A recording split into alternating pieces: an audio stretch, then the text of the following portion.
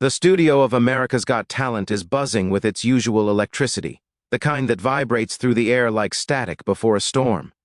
Audiences fill every seat, holding signs, waving flags, and murmuring with the kind of excitement that comes from knowing they might witness something unforgettable. The lights dance across the stage, the cameras glide in perfect choreography, and the judges settle into their chairs as the next act is called backstage. But then, everything seems to shift. A hush moves like a quiet wave through the audience as a thin, soft-spoken Filipino teenager steps onto the stage. There's something different about him. Not flashy, not confident, not the big, ready-made star persona the audience is used to seeing. No, this boy looks like someone carrying a dream so heavy it pulls his shoulders down.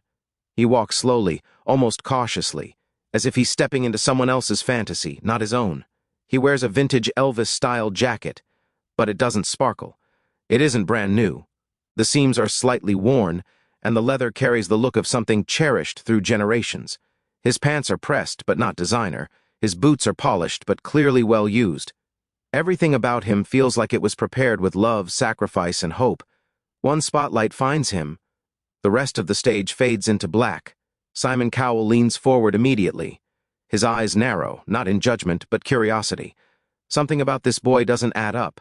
He doesn't walk like an impersonator, doesn't posture like a tribute act, doesn't radiate the confidence of someone here to mimic a legend. Instead, he carries a quiet storm beneath his expression. "Hello," Simon says, his tone neutral but measured. "Tell us who you are." The boy adjusts the microphone. His hands tremble slightly, and he swallows hard. Then, he offers a small, gentle smile that melts the tension in the room. "My name is Rocco," he whispers. "I'm from Cebu, in the Philippines." A soft cheer erupts from the audience, Filipinos in the crowd raising their flag with pride. Rocco continues, "I came here because I want to sing for my grandfather. He loved Elvis more than anyone I know. When he passed away last year, I promised him I would keep singing Elvis songs. It's how I keep him alive." The audience leans in. They feel him. They feel the honesty in his voice. There's no act, no gimmick, just a boy carrying the memory of someone he loved. Rocco's eyes glisten, but he blinks the emotion away. He's not here to cry. He's here to honor someone. Simon tilts his head. "How old are you, Rocco?" 17, he replies. "My parents work multiple jobs. We had to sell a lot of things for me to come here. We went door to door selling homemade snacks to help afford the plane ticket." He laughs shyly. "I know I look like I borrowed this jacket because I did." The audience chuckles, warmly. But Simon doesn't smile. He's already studying the boy with the intensity of someone sensing a story with weight. Howie raises his eyebrows. "So your family believes in you that much?" Rocco nods. "They told me. Even if I don't win anything, even if nobody turns their head, they already feel proud. But I want to make them proud in a way they'll never forget." His voice cracks slightly at the end, not from fear but from sincerity. The judges exchange glances. Sophia grows emotional. Heidi presses her hand over her chest. Simon rests his arm against the desk, eyes softening for a brief second, just a flicker but enough for the cameras to catch. Then Rocco takes one more step toward the mic. A small breath escapes him, a breath that only someone who knows heartbreak could exhale. He closes his eyes for a moment, whispering words under his breath. A prayer, a promise, a plea. Only the front row sees it. Only Simon notices the lip movement, the meaning behind it. Simon straightens. The stage crew dims the lights further. A dramatic spotlight tightens around Rocco, isolating him in a pool of warm glow. Everything around him disappears. The room feels like a memory itself, hushed, suspended, fragile. The first guitar strum of an Elvis classic hums through the speakers, but Rocco doesn't sing yet. He keeps his eyes closed. 1 second, 2, 3. Then he opens them, and the transformation is visible. He's no longer trembling, no longer shy, no longer just a boy from Cebu wearing his grandfather's jacket. He stands taller, shoulders back, chin lifted slightly. His expression shifts into something powerful, almost sacred. The audience senses it immediately. A ripple of emotion sweeps across the room. Rocco grips the microphone with purpose, not desperation, not fear. Purpose. Even the judges, seasoned in witnessing thousands of acts, feel something they cannot name, something rare, something unsettling, in the best way. For the first time tonight, the entire AGT stage is silent, totally still, waiting. Simon whispers, barely audible. This could be something special. A stagehand behind the camera mutters, "Why do I feel nervous for him?" Because everyone feels it. The tension, the promise, the weight of a legacy about to be reborn. Rocco glances to the side, as if seeing his grandfather in the wings. His lips curl into a soft, grateful smile. Then, he parts his lips, ready to sing, and just as he draws in his first breath, a single powerful thought seems to pass across Simon Cowell's face. There is something extraordinary about this boy. The entire studio leans forward. Time stretches. The moment before the miracle. A Filipino teenager stands alone in the spotlight, on the edge of a performance that will change everything. This is where history begins. The room is frozen. Rocco stands under the lonely spotlight, the old leather jacket hanging from his shoulders like a piece of history. His fingers tighten around the microphone, just slightly, enough to show he's terrified but holding on. The guitar intro continues, slow and steady, building the tension. The crowd barely breathes. Even the judges look unusually still. And then, Rocco opens his mouth. The first note escapes. Not loud, not aggressive, but warm, deep, hauntingly rich. A sound so pure that it slices through the silence like a beam of light. The audience gasps before they even realize they're doing it. It's not an imitation. It's not some gimmick. It's real. The timbre of his voice carries something ancient, something soulful, something painful and beautiful at the same time. It echoes through the massive theater, bouncing off the walls and wrapping itself around every person in the room. Simon's eyes widen. His hand drops from his chin. He wasn't expecting that. Rocco continues, slipping smoothly into the verse. His voice is velvet, but strong enough to fill the entire studio effortlessly. The kind of voice you don't learn. You're born with it. The kind of voice that brings memories back from places you thought you forgot. The cameras zoom in. His eyes, half-closed, focused, look like someone who isn't just singing a song. He's reliving a story. As Rocco finds the rhythm, something changes in him. His shoulders loosen, his posture shifts. His body begins to sway, not in a polished, rehearsed way, but naturally, like the music is moving him from the inside. And suddenly, the resemblance isn't chi just in the jacket, it's in the soul behind the voice. A woman in the front row covers her mouth as tears begin to fall. A man beside her whispers, "That's not possible. He sounds like..." He stops himself, because comparing him to Elvis doesn't feel quite right. Rocco carries the same spirit, yes, but there's something unique layered in his sound. Something raw, something vulnerable, something that speaks of humble beginnings and late-night practices, of family sacrifices and dreams written on scraps of paper. The performance builds. Rocco steps into the next verse with more power, letting his voice expand, stretch, lift. His vocal control is stunning. He glides from deep, chesty tones into soft, emotional breaks that tug at the heartstrings. The judges are locked in. Heidi leans forward, eyes wide, whispering, "Is he for real?" Sophia presses both hands to her chest, shaking her head in disbelief. But it's Simon's reaction that the cameras catch most intensely. He shifts in his chair, his eyes soften, then sharpen. Then he sits absolutely still, hand covering his mouth as if physically holding back a response. Because Simon has heard thousands of singers. He's heard Elvis impersonators. He's heard good ones and bad ones. He's heard tributes, covers, homages. But this is something else. Rocco hits a gentle note, letting it hang in the air like smoke curling from a candle. The crowd feels it in their bones. It's the kind of sound that feels familiar, but new. Nostalgic, but alive. The judges exchange glances again, their expressions saying everything they cannot yet speak out loud. This boy is special. Halfway through the performance, the energy shifts again. The music swells. Rocco lifts his chin, his eyes open wide, sparkling in the spotlight, and he unleashes the power. A long, sustained note bursts from him, rich, emotional, controlled, and the audience jumps to their feet instantly. It feels like the room explodes. People clap mid-song. Someone in the back shouts, "Yes!" Another fan wipes tears off their cheeks while waving a tiny Philippine flag. But Rocco doesn't flinch. He stays locked in the moment, riding the wave of his own voice. His hand lifts from his side and moves gently as he sings, guiding himself through the melody the way great performers do when they lose themselves in the music.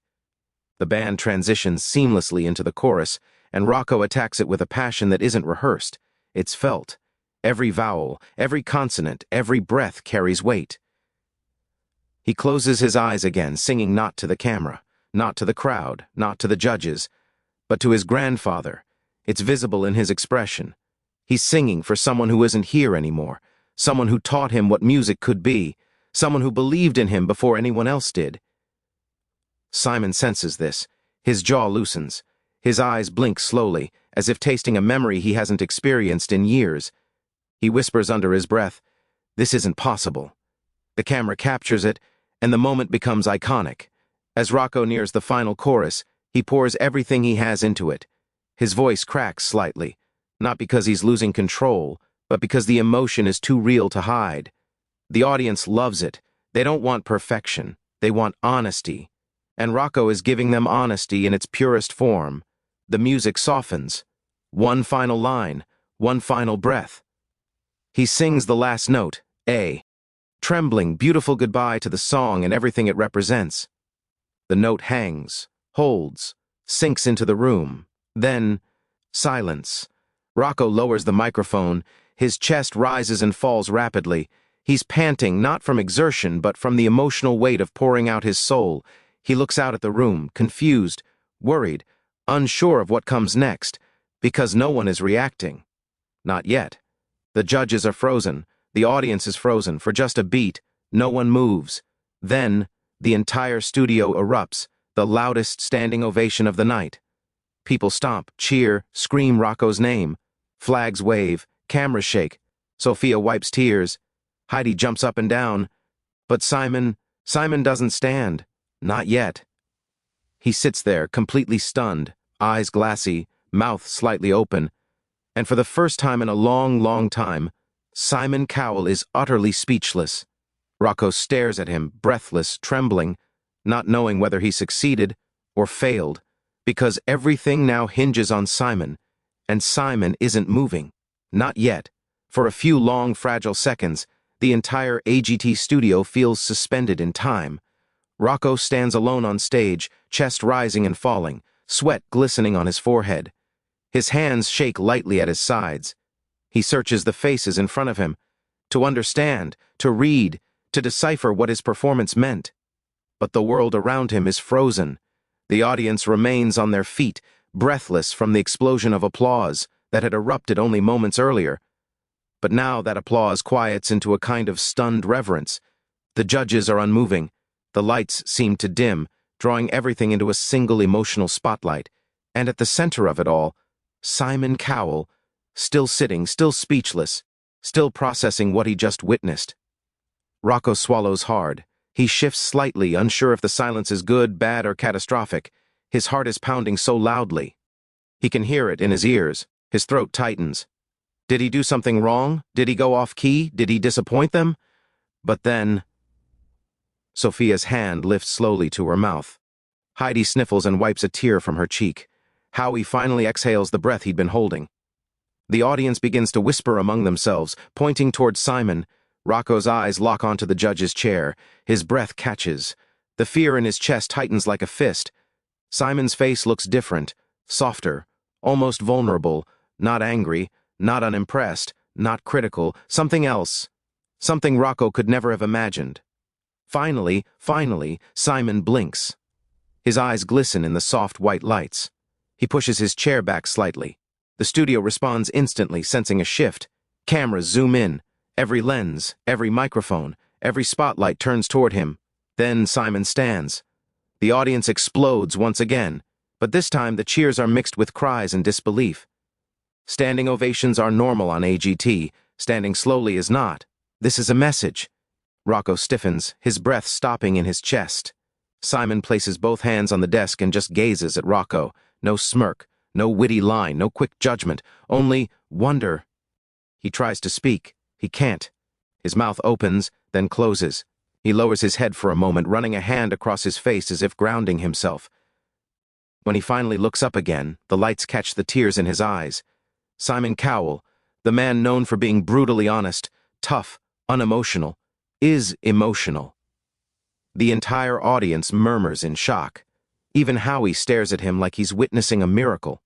Simon takes another breath, then finally speaks, voice trembling slightly. "Rocco, I've been doing this for many, many years, and I can tell you, that right there, what you just did, it wasn't a performance." He pauses, voice breaking. It was a moment. The audience roars. Rocco's eyes widen, filling with tears. He covers his mouth, overwhelmed.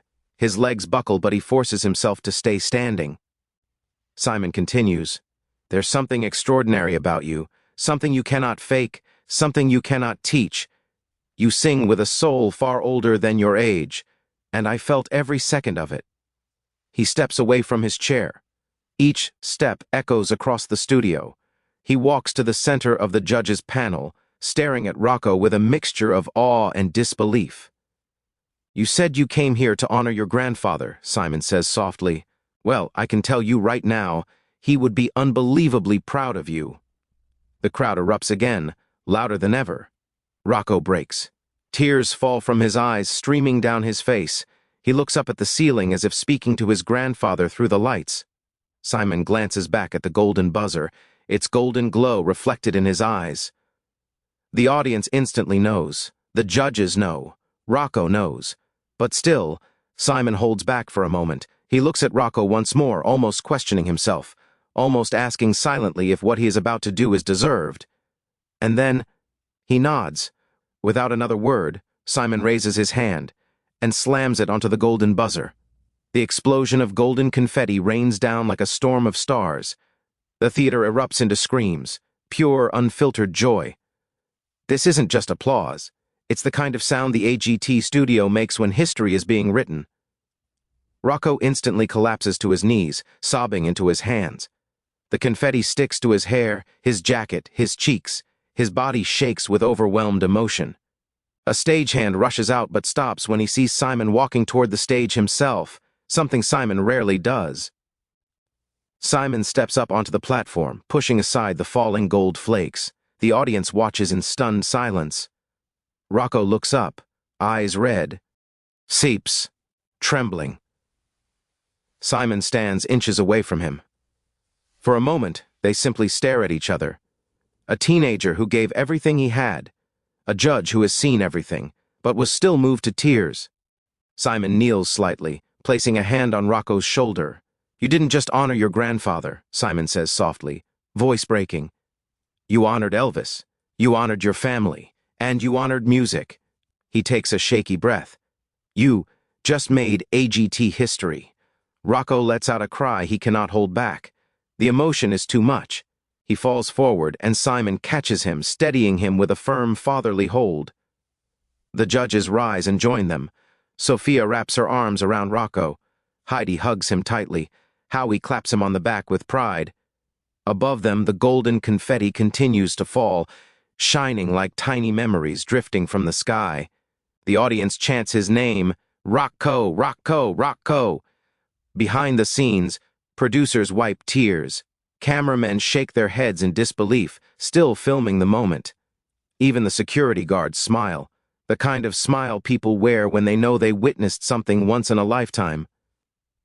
Rocco finally pulls himself together just enough to stand. He wipes his cheeks, still shaking.